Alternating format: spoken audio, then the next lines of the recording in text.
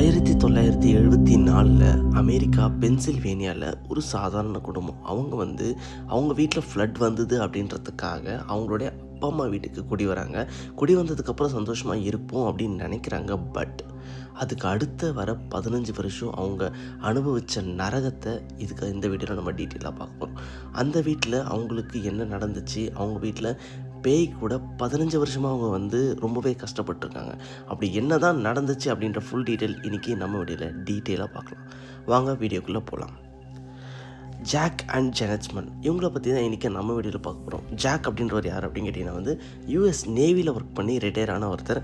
ஜெனத் அவங்களுடைய ஒய்ஃப். அவங்க வீட்டில் அவங்களுக்கு 4 பசங்க இருக்காங்க. அந்த 4 பசங்க கூடவே ஒரு டாகுமே இருக்குது. ஸோ அவங்களுடைய அப்பா அம்மா வீடு, அதாவது ஜாக்கோடைய அப்பா அம்மா வீட்டுக்கு குடி வரணும்னு சொல்லிட்டு முடிவு பண்ணுறாங்க. குடியுமே வராங்க. ஸோ அந்த ஒரு வீட்டில் ஒரு சைடு அவங்க அப்பா அம்மாவும், இன்னொரு சைடு ஜாக்கோட ஃபேமிலியும், அதாவது ஜாக்கோடைய ஒய்ஃப், அவங்களோட 4 பசங்க ப்ளஸ் ஒரு நாய், இவங்க எல்லாருமே அங்கே குடியிருக்காங்க. ஸோ அவங்க குடி வந்தோடனே இதுக்கப்புறம் இந்த வீட்டில் தான் நம்ம இருக்க போகிறோம் அப்படின்னு சொல்லிட்டு அந்த வீடை சுத்தமாக க்ளீன் பண்ண ஆரம்பிக்கிறாங்க. அப்படி க்ளீன் பண்ண ஆரம்பிக்கும் போது அவங்களுக்கு ஏதோ ஒரு பேட் ஸ்மெல் வர ஆரம்பிக்குது. ஸோ எங்கேருந்து வருதுன்னு சொல்லிட்டு தெரியல. ஸோ என்ன பண்ணுறாங்கன்னா, வெளியிலேருந்து க்ளீன் பண்ணுறதுக்கு ஆளுங்கள்லாம் வர வச்சு ஃபுல்லாகவே எண்ட் டு எண்ட் மூளை முடுக்கு எல்லாமே அந்த வீட்டை க்ளீன் பண்ணுறாங்க. வெளிலேருந்து வரவங்களுக்கும் அந்த ஸ்மெல் ரொம்பவே ஆக்வர்டாக இருந்திருக்கு. ஸோ அவங்களும் ட்ரை பண்ணுறாங்க, ஃபுல்லாக க்ளீன் பண்ணுறாங்க. பட் எங்கேருந்து அந்த ஸ்மெல் வருதுன்னு சொல்லிட்டு அவங்களுக்கே தெரியல. பட் ஃபுல்லாகவே க்ளீன் பண்ணி முடிக்கிறாங்க. க்ளீன் பண்ணி முடிச்சுட்டு கிளம்புறாங்க. அப்படி இருக்கும்போது அந்த வீட்டில் என்ன நடக்குதுன்னா, சில விஷயங்கள் அமானுஷமாக நடக்க ஆரம்பிக்குது. என்னென்னா, நைட்டு போயிட்டு தூங்கி எழும்போது சில இடத்துல காலில் கீரல்கள் இருக்கிறது, ஈவன் அவருக்கே உடம்புல சில கீரல்கள் காயங்கள்லாம் இருக்கிறத நோட் பண்ணுறாரு. ஸோ பசங்க தான் விளையாட்டு இருக்காங்க, பசங்க விளையாடுறதுனால கீரல் வந்துன்னு சொல்லிட்டு அதை சாதாரணமாக விட்டுட்டு போயிடுறாரு. பட் அப்படியே 3 வருஷம் போகுது. 3 வருஷம் போனோடனே அந்த ஜாக்கோடைய ஃபஸ்ட்டு பொண்ணு அவங்க ஏஜ் அட்டன் பண்ணுறாங்க. ஸோ ஏஜ் அட்டன் பண்ணி கொஞ்ச நாளில் அவங்க சில விஷயத்தை நோட் பண்ணுறாங்க. என்ன அப்படின்னா, அவங்க தூங்கும்போது அவங்களுக்கு மேலே யாரோ ஒருத்தர் பறந்துட்டுருக்க மாதிரியே நோட் பண்ணுறாங்க. ஸோ இது அவங்க அப்பா கிட்ட சொல்கிறாங்க. ஜாக் யூஎஸ் நேவியில் ஒர்க் பண்ணி ரிட்டையர் ஆனார். ஸோ அவருக்கு இது மேலாம் அந்தளவுக்கு நம்பிக்கை கிடையாது. பட் அவங்களோட ஒய்ஃப் இருக்காங்களே, அவங்க சர்ச்சில் ரொம்பவே ப்ரே பண்ணுறவங்க. அவங்க சர்ச்சுக்கு போயிட்டு வா, எல்லாமே சரியாயிடும் அப்படின்ற மாதிரி சொல்கிறாங்க. ஸோ அவங்களும் போகிறாங்க, வராங்க. பட் எதுவுமே அதுக்கப்புறமும் சரியாகலை. அப்படியே நாட்கள் கடந்து 6 வருஷங்கள் ஆகுது. அப்படி இருக்கும்போது என்ன நடக்குன்னா, வீட்டில் இருக்கிற சில திங்ஸ் எல்லாமே மூவ் ஆக ஆரம்பிச்சிருக்கு. மீன்ஸ் நான் இப்போ அவர் நைட்டு தூங்கும்போது ஒரு இடத்துல ஒரு பொருள் இருந்திருக்கும். அதே பொருள் காலையில் எழுந்துக்கும் போது வேற ஒரு இடத்துல இருக்கும். ஸோ இது மாதிரி நிறைய விஷயங்கள் மூவ் ஆரம்பிச்சிருக்கு. இவரும் பசங்களாம் ஏதோ விளையாடுறாங்க போல் அப்படின்னு அதையுமே அமைதியாக விட்டுட்டுருக்காரு. அதுக்கப்புறம் ஒரு நாள் நைட்டு அவருக்கு ஒரு சவுண்டு, அதாவது யாரோ ஒருத்தர் நல்லா சண்டை போடுற மாதிரியான ஒரு சவுண்ட் கேட்க ஆரம்பிச்சிருக்கு. ஸோ எங்கள் பசங்க தான் சண்டை போடுறாங்க போல் அப்படின்னு சொல்லிட்டு அவங்க ஒய்ஃப் கிட்ட அவங்க ரொம்பவே அசிங்கமாக பேசி திட்டிகிட்டு இருக்காங்க. அவர் ஒரு ஒய்ஃப் கிட்ட, என்ன நீ பசங்களை வளர்த்துருக்க, எப்படிலாம் இருக்காங்க பாரு, எப்படி பேசுகிறாங்க பாருன்ற மாதிரி சொல்லியிருக்காரு. அவங்கள திட்ட போகிறேன், அவங்கள கண்டிக்க போகிறேன்னு சொல்லிட்டு போகிறாரு. அவங்க ஒய்ஃப் இல்லை அப்படிலாம் பண்ணாதீங்க, பசங்க பயந்துடுவாங்கன்னு சொல்கிறாங்க. ஸோ இவரும் பசங்க ரூமுக்கு கதவை திறந்து உள்ளே போகிறாரு. பட் 4 பொண்ணுங்களும் அங்கே நல்லா தூங்கிட்டு இருக்காங்க. பட் இருந்தாலும் அந்த சவுண்ட் நிற்கலை, கேட்டுக்கிட்டே தான் இருக்குது. அப்படி என்னடா எங்கேருந்து வருது அப்படின்னு சொல்லிட்டு பார்க்குறாரு. அப்படி பார்க்கும்போது கீழே இருந்து அவங்க அம்மா என்ன ஆச்சு அப்படின்னு கேட்குற மாதிரியான சவுண்ட் வருது. இதை ஜனத் கீழே போய் பார்க்குறாங்க. பட் அவங்க அம்மாவுமே அங்கே கிடையாது. அவங்க ரொம்பவே ஷாக் ஆகுறது மட்டும் இல்லாமல் ஜாக்குமே பார்க்குறாரு, அங்கே யாருமே இல்லைன்றதை நோட் பண்ணுறாரு. இவருமே ரொம்பவே ஷாக் ஆகுறாரு. ஷாக் ஆனதுக்கப்புறம் தான் இவருக்கு புரிய வருது, ஸோ இந்த இடத்துல ஏதோ ஒரு அமானுஷங்கள் இருக்குது அப்படின்னு சொல்லிட்டு. ஸோ அவர் உடனே என்ன பண்ணுறாரு அப்படின்னா, அங்கே பக்கத்தில் இருக்க சர்ச் அப்ரோச் பண்ணுறாரு. எங்கள் வீட்டில் ஏதோ ஒரு அமானுஷமாக இருக்குது, எப்படியாவது எங்களை காப்பாற்றுங்க அப்படின்ற மாதிரி அப்ரோச் பண்ணுறாரு.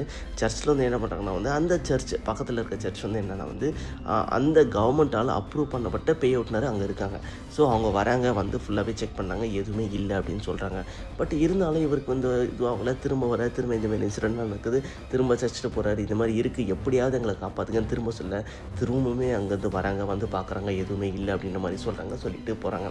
பட் இவரால் ஒரு கட்டத்து மேலே அங்கே இருக்க முடியல. எதனால் வரல அப்படின்னா, அந்த இடத்துல அவங்க வீட்டில் இவர் நைட்டு தூங்கிட்டு இருக்கும்போது அவங்க ஒய்ஃப் அண்ட் அவங்க பொண்ணு மேலே யாரோ ஒருத்தர் டச் பண்ணுற மாதிரி, அவங்களுடைய பாடியெல்லாம் டச் பண்ணுற மாதிரியான ஒரு ஃபீல் இருந்திருக்கு. பட் பக்கத்தில் யாருமே கிடையாது. அப்போ முடிவு பண்ணுறாரு, நிலமை ரொம்ப கைமீறி போயிடுச்சு, இதுக்கப்புறம் நம்ம இப்படியே இருந்தோன்னா நல்லா இருக்காது, இதுக்கப்புறம் இப்படி இருக்கவும் கூடாது அப்படின்னு சொல்லிட்டு என்ன பண்ணுறாரு, இவர் போயிட்டு மீடியாவுக்கு மொத்தத்தையும் ஓப்பன் பண்ணார். இந்த மாதிரி எங்கள் வீட்டில் இதெல்லாம் நடக்குது, எங்களை யாராவது காப்பாற்றுங்க, உங்களை யாராவது பேய் ஓட்டுறது இருந்தீங்கன்னா வாங்க எங்களை காப்பாற்றுங்க அப்படின்ற மாதிரியான ஸ்டேட்மெண்ட் அவர் கொடுக்குறாரு.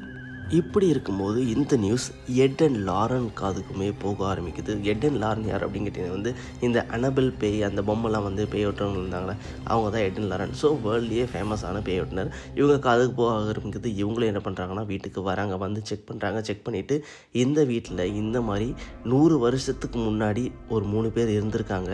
அவங்க வந்து அதுக்கு முன்னாடி இருந்த ஒரு பேயால் அவதிப்பட்டு இறந்துருக்காங்க. அந்த 3 + அந்த ஒரு 4 பேய் தான் வந்து இப்போ இவங்களை ரொம்பவே வந்து ஆட்டி படைக்குது. இதுக்கு முன்னாடி எதுவும் கிடையாது. பட் நீங்கள் வந்ததுக்கப்புறம் பெண்கள்லாம் வந்ததுக்கப்புறம் அவங்களுடைய எனர்ஜி எல்லாமே அப்சர்வ் பண்ணி உங்களை சித்திரவதை பண்ண ஆரம்பிச்சிருக்கு அப்படின்ற மாதிரி சில ஸ்டேட்மெண்ட்டை கொடுத்துருக்காங்க. ஸோ அதுக்கப்புறம் என்ன பண்ணுறது அப்படின்னு அவங்களுக்கும் தெரியலை. அவங்களும் வராங்க, பார்க்குறாங்க. பட் அவங்க அந்த பேயை ஓட்ட முடியல. ஸோ அப்படியே இருக்காங்க. இப்படியே நாட்கள் கிடக்குது. அவர் இதுக்கு மேலே இங்கே இருந்த வேலை ஆகாத முடிவு பண்ணுறாரு. பிகாஸ் நிறைய மீடியாஸ் ஃப்ரண்ட் அண்ட் பேக் வீடு எல்லாமே சரௌண்ட் பண்ணுறாங்க. யாரோ வீட்டுக்குள்ளே வராங்க, வந்து பேய் இருக்கா இல்லை செக் பண்ணுறாங்க. ஸோ இவங்க நிம்மதி சுத்தமாக போயிடுது.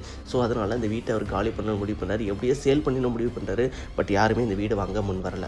பட் எப்படியோ பிடிச்சி ரொம்பவே குறைஞ்ச விலையில் சேல் பண்ணிவிட்டு வேறு ஒரு ஊருக்கு போயிட்டு அவர் அங்கே வசிக்க ஆரம்பிக்கிறாரு. பட் அங்கே போனாலுமே அந்த பேய்கள் அங்கேயுமே வந்து அவரை வந்து டார்ச்சர் பண்ண ஸ்டார்ட் பண்ணியிருக்கு. ஸோ அதையுமே வந்து திரும்ப எட் அண்ட் லாரனை பார்க்குறாரு. எட் அண்ட் லாரன் சஜஸ்ட் பண்ண சில சர்ச்சுக்குலேருந்து ஃபாதர்லாம் கூட்டு வந்து பேய் ஓட்ட ஆரம்பிக்கிறார். அவங்க என்ன சொல்கிறாங்கன்னா இந்த வீட்டில் மட்டும் பேய் ஓட்டினா பத்தாது, எந்த வீட்டில் ஸ்டார்ட் ஆச்சோ அங்கேயுமே ஓட்டணும் அப்படின்னு சொல்லிட்டு அங்கேயுமே போகிறாங்க, அங்கேயுமே ஓட்ட ஆரம்பிக்கிறாங்க. பட் அந்த வீடை வாங்கினாருன்னு சொன்னால ரொம்ப குறைஞ்ச விலைக்கு அவர் ரொம்பவே சந்தோஷமாக இருக்கார்.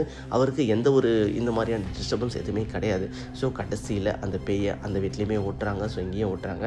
ஸோ இதில் என்ன அப்படின்னா வந்து அந்த வீட்டில் ரொம்பவே கம்மியான ப்ரைஸு அந்த இடத்துல வாங்கினது அவர் தான் வந்து ரொம்பவே லக்கி அப்படின்னு சொன்னாங்க. பட் எனக்கு இந்த இடத்துல ஒரு கொஷின். ஸோ இவங்க வந்ததுக்கப்புறம் அந்த பொண்ணுங்களால் தான் வந்து பேய் வந்துச்சு அப்படின்னா இதுக்கு முன்னாடியே அவங்க அப்பா அம்மா அங்கே இருந்தாங்க.